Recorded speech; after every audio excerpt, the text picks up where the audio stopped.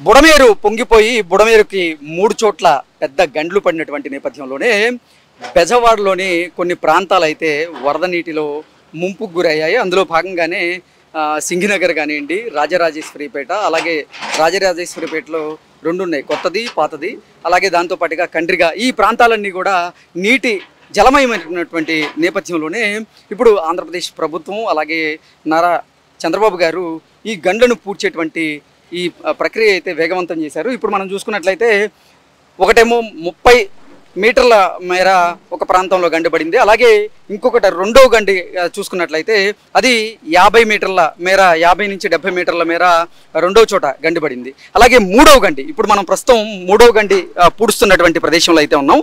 ఇది చూసుకున్నట్లయితే 100 నుంచి 120 మీటర్ల మేర ఈ గండి పడినటువంటి సందర్భం ఉంది. ఇది ఇక్కడి నుంచే పెద్ద ఎత్తున వరద నీరు బెజవాడిని ముంచెత్తినటువంటి నేపథ్యంలోనే ఇది ఎట్టి పరిస్థితుల్లో ఈ గండిని పూడ్చాలి అని గత 4 రోజుల నుంచి చంద్రబాబు గారు, అలాగే చంద్రబాబు గారి క్యాబినెట్లో ఉన్నటువంటి మంత్రివర్యులు, అలాగే చాలామంది ఎమ్మెల్యేలు కూడా ఇక్కడికి వచ్చి ఈ పనులన్నింటినీ కూడా పర్యవేక్షిస్తూ ఇక్కడ పర్యటన చేస్తూ అసలు పరిస్థితులు ఎలా ఉన్నాయి అనేది ఎప్పటికప్పుడు తెలుసుకునేటువంటి ప్రయత్నం అయితే చేశారు. ఇప్పుడు మనం చూసుకున్నట్లయితే ఈ రోజుకి వరద వచ్చి 5 రోజులు, 5వ రోజుకే ఈ పెద్ద గండి ఏదైతే ఉందో, అంటే 100 నుంచి 120 మీటర్ల మేర ఏదైతే గండి పడిందో ఆ గండిని ఇప్పుడు పూర్తిగా పూడ్చేశారు. ఇక్కడైతే ఇక వరద నీరు విజయవాడలోని కొన్ని ప్రాంతాలకు వెళ్ళేటువంటి అవకాశం అయితే లేదు.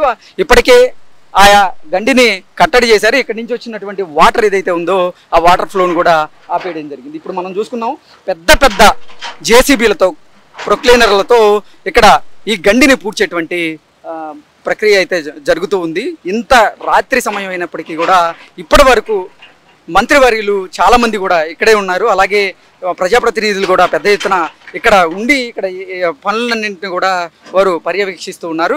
ఈ పనులు చేయిస్తున్నటువంటి కాంట్రాక్టర్ గారు మనతో ఉన్నారు. ఆయనతో మాట్లాడేటువంటి ప్రయత్నం చేద్దాం. అసలు ఎంత మేరకు వచ్చింది అనేది తెలుసుకునే ప్రయత్నం చేద్దాం. Sir hi sir. Hi sir, ఈ గండి పూడ్చే ప్రక్రియ ఎక్కడి వరకు వచ్చింది? గండి పూడ్చే ప్రక్రియ అంటే ప్రస్తుతం మనము 3 గళ్ళు పూడ్చడం అయితే కంప్లీట్ అయిపోయింది. ప్రస్తుతం మనకు 5,000 క్యూసిక్ల వరకు సేఫ్ గార్డ్ చేసాం ఫస్ట్ ఫేజ్లో. సెకండ్ ఫేజ్లో 10,000 క్యూసిక్లకి సేఫ్ గార్డ్ చేయడానికి ప్రయత్నం జరుగుతుంది. ఇది మోస్ట్ ప్రాబబ్లీ రేపు సాయంత్రం లోపు 10,000 క్యూసిక్స్కి సేఫ్ గార్డ్ చేస్తాము. నెక్స్ట్ 2 డేస్లో 15 to 20 క్యూసిక్స్కి సంబంధించిన వాటర్ చేస్తాం. అప్పుడు చేయటం కంప్లీట్ చేయగలిగితే అప్పుడు ఒకవేళ ఇన్ కేసు డిజాస్టర్ అయినా ప్రాబ్లం లేదు, లేదా రైట్ కెనాల్ వాటర్ వదిలినప్పుడు కూడా ప్రాబ్లం లేకుండా రన్ అవడానికి ఉదయం లోకేష్ గారు కూడా వచ్చారు. వరద ప్రవాహం ఎలా ఉంది సార్? వరద ప్రవాహం ఇప్పుడు జస్ట్ రెయిన్ పెరిగి వాటర్ పెరుగుతోంది. ఇప్పుడు ఆల్రెడీ 6 నుంచి 7 క్యూసిక్ల దాకా వస్తుందని చెప్పని డిపార్ట్మెంట్ వారు తెలియపరుస్తున్నారు. మేము దాన్ని బట్టి ఇప్పుడు మళ్ళీ బండిని రేజ్ చేయడానికి ఇప్పుడు మళ్ళీ స్టార్ట్ చేస్తున్నాం. అంటే ఇప్పుడు మీరు నిర్మించిన హైట్ కంటే కూడా ఇంకా పెంచేటువంటి ఏర్పాట్లు ఏమైనా చేస్తూ ఉన్నారు? ఇప్పుడు ప్రస్తుతం అదే జరుగుతుందండి.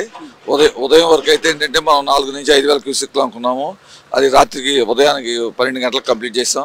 ఇప్పుడు 10,000 క్యూసిక్ సూటబుల్గా కంప్లీట్ చేస్తాం. ఇది కూడా రాత్రి 10 o'clockకి కంప్లీట్ అయిపోతుంది.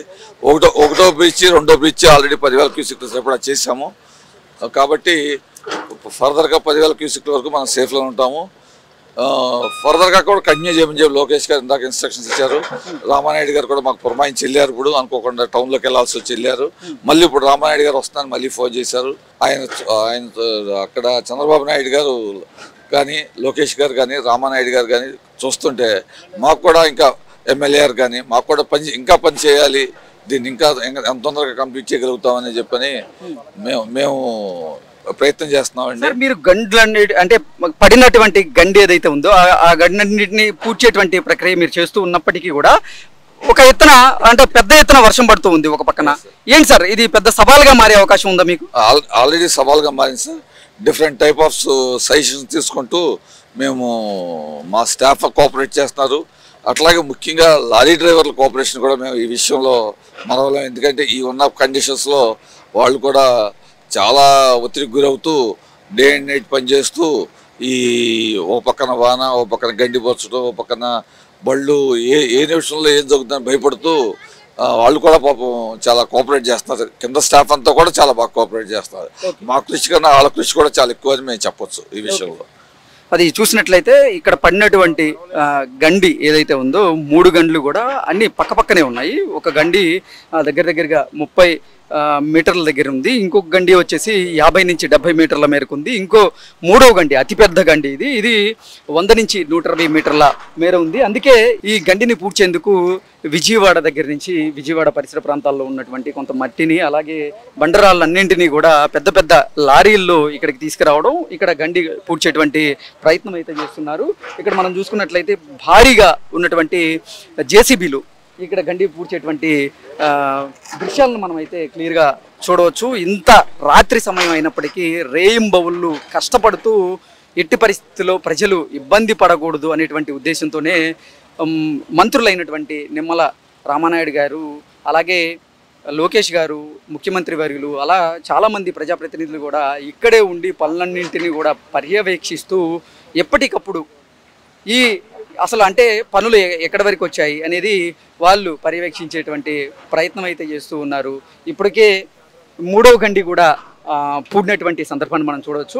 అప్పటికి కొన్ని నీళ్లు లీక్ అవుతున్నప్పటికీ దాన్ని కూడా ఎలా ఆపాలి అనేటువంటి ప్రయత్నం అయితే జరుగుతుంది. మనం చూసుకున్నాము ఇక్కడ 3 జేసీబీలు కూడా పెద్ద ఎత్తున ఈ రాళ్ళన్నింటినీ కూడా ఆ ప్రవాహానికి అడ్డుగా వేసేటువంటి ప్రయత్నం అయితే ఇక్కడ జరుగుతూ ఉంది. సురేంద్ర కుమార్ గారు 3 గంటలు ఒకటే చోట పడ్డాయి. అక్కడి నుంచి పెద్ద ఎత్తున వరద నీరు కూడా విజయవాడలోని కొన్ని ప్రాంతాలకైతే వెళ్తూ ఉంది. దీన్ని ఆపేటువంటి ప్రయత్నం అయితే చేస్తూ ఉన్నారు. ఇక్కడ మనం చూసుకున్నట్లయితే 3వ గండి అతిపెద్ద గండి ఇది 100 నుంచి 120 మీటర్ల మేర ఈ గండి ఉంది. దీన్ని పూడ్చేటువంటి ప్రయత్నం అయితే చేస్తున్నారు. ఇక్కడ ఏంటి ఎలా జరుగుతున్నాయి పనులు? సార్ దీని అన్నింటికంటే కూడా రాష్ట్ర ప్రజలు దేశంలో ఉన్న అనేక మంది కూడా విజయవాడలో ఇంత పెద్ద విపత్తు వచ్చింది, దీన్ని ఎలా కంట్రోల్ చేస్తారు అని చెప్పేసి దేశం అంతా ఎదురు చూసింది. చంద్రబాబు గారు మాట ఇచ్చారు, విజయవాడ ప్రజలకు నేనున్నాను, రాష్ట్రానికి నేనున్నానని మాట ఇచ్చారు.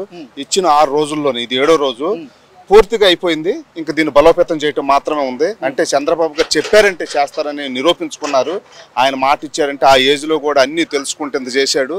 ఇక్కడ పై అధికారుల నుంచి కింద స్థాయి వరకు చంద్రబాబు గారు కానివ్వండి, నారా లోకేష్ గారు కానివ్వండి, రామనాయుడు గారు కానివ్వండి, మాజీ మంత్రి ఉమా గారు కానివ్వండి, అనేక మంది ప్రజాప్రతినిధులు ఇక్కడ కూర్చొని పర్యవేక్షించి ఆర్మీ వాళ్ళ సహాయం కూడా సూచనలు కూడా తీసుకొని ఈ విధంగా దీన్ని తయారు చేసి దీన్ని సక్సెస్ చేయటాన్ని మేము చంద్రబాబు గారికి విజయవాడ వాసులుగా మేము ధన్యవాదాలు తెలియజేస్తున్నాము. ఎందుకంటే ఇంత మంచి పనిని ఇంత కష్టాల్లో ఉన్నప్పుడు ఇంత సాహసం చేసి ఇన్నింటికి తెగించి అన్ని రకాల ప్రయత్నాలు చేసుకుంటూ ఆఖరికి దీన్ని పూర్తి చేశారు. అందుకే రాష్ట్ర ప్రజలందరూ కూడా ముఖ్యంగా విజయవాడ ప్రజలు చంద్రబాబు గారికి ధన్యవాదాలు తెలియజేయాలని చెప్పేసి మేము అందరం తెలియజేస్తాం. ఓకే, ఇప్పుడు వేసినటువంటి ఈ లెవెల్ కంటే కూడా ఎక్కువ మేరకి మట్టి ఇంకా వేసేటువంటి అవకాశం ఏమైనా ఉందా ఇక్కడ? తప్పకుండా అండి, ఇది ప్రస్తుతానికి కంట్రోల్ చేయడానికి మాత్రం ఇది. దీన్ని పూర్తి స్థాయిలో పాత కట్ట ఏదైతే ఉందో దానికంటే బలోపేతం చేయాల్సిన అవసరం ఉంది. ఇంకా దీన్ని ఎలాడిపి పెంచాల్సిన అవసరం ఉంది. ఇవన్నీ చేస్తామని ఇందాక కాంట్రాక్టర్ గారు కూడా చెప్పారు, మంత్రి గారు అందరూ కూడా చెప్తున్నారు. తర్వాత బాబు గారు కూడా వచ్చి చూస్తారనుకుంటున్నాను. చంద్రబాబు గారు కూడా వచ్చి మొత్తం పూర్తిగా రివ్యూ చేసి దీన్ని ఏ విధంగా ముందు తీసుకెళ్తారు, అధికారులకి పూర్తి ఆదేశాలు ఇస్తారు. ఆ విధంగా ఆయన చెప్పాడంటే చేస్తారని మనందరం కూడా అనుకోవాలి. ఓకే.